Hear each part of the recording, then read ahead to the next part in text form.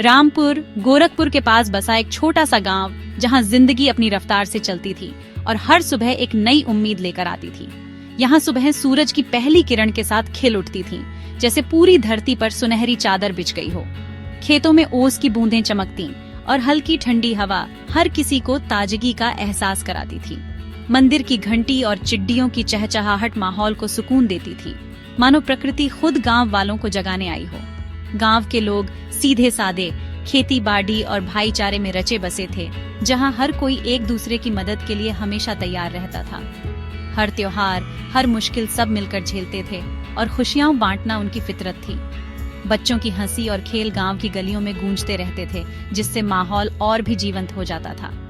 गांव के बीचों बीच शिव मंदिर था, जो सबका आस्था का केंद्र था, जिसके सामने छोटा सा बाजार लगता था, जहां हर सुबह रौनक छा जाती थी। यहीं रोशन और राधिका की प्रेम कहानी परवान चढ़ी थी। पवित्र, निर्मल, सबकी नजरों में इज्जतदार और गांव की मासूमियत में रची बसी।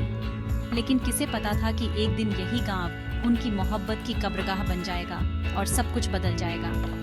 वक्त का खेल अजीब है। रामपुर की शांति पर एक ऐसा दाग लगने वाला था जिसे सदियां भी नहीं मिटा पाएंगी, और गांव की मासूमियत हमेशा के लिए खो जाएगी। रोशन, मेहनती और हंसमुख नौजवान, जिसकी पूरी दुनिया राधिका के इर्द गिर्द घूमती थी, अपने सपनों में भी उसी का नाम बुनता था। राधिका मुखिया की बेटी, सुंदर और सुशील, उसकी हंसी गांव की रौनक थी और उसकी सादगी सबका दिल जीत लेती थी। बचपन से साथ खेलते खेलते दोनों की दोस्ती कब गहरे प्यार में बदल गई, उन्हें खुद भी पता नहीं चला। उनका रिश्ता सच्चे भरोसे, गहरे सम्मान और आपसी समझ पर टिका था। दोनों परिवार भी इस रिश्ते के लिए लगभग राजी थे और जल्द ही शादी की बात चलने वाली थी, जिससे दोनों के सपनों को पंख लगने वाले थे। रोशन ने राधिका के लिए कांच की चूड़ियां खरीदी। राधिका ने वादा किया, जब तक शादी का कंगन नहीं पहनाओगे, ये चूड़ियां नहीं उतारूंगी। लेकिन किस्मत को शायद उनकी खुशियां मंजूर नहीं थीं। उनकी कहानी में एक ऐसा मोड़ आने वाला था जो सब कुछ बदल देगा और उनकी परीक्षा लेगा।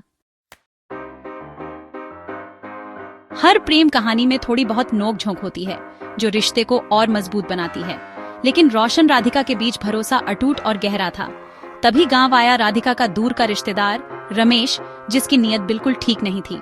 उसने रोशन के मन में शक का बीज बो दिया। कहा, राधिका पर शहर से कई रिश्ते आ रहे हैं। रोशन ने शुरुआत में इन बातों को अनसुना किया, लेकिन रमेश की बातों ने धीरे धीरे उसका भरोसा हिला दिया और उसे बेचैन कर दिया।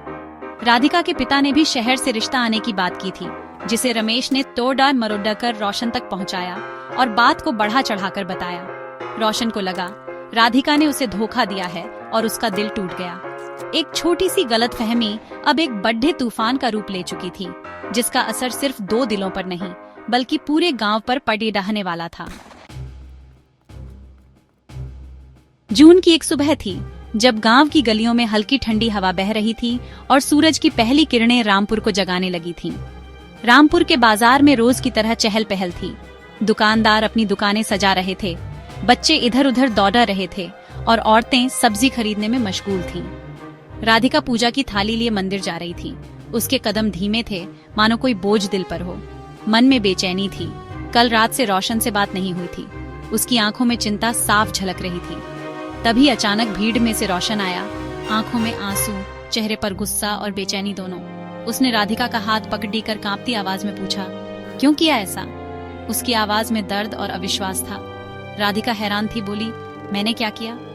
उसकी आंखों में डर और हैरानी दोनों थे। भीड़ तमाशा देख रही थी। हर कोई चुपचाप देख रहा था कि आगे क्या होगा। किसी ने बीच बचाव नहीं किया। सब तमाशबीन बने रहे। रोशन के हाथ में खेत का चाकू था।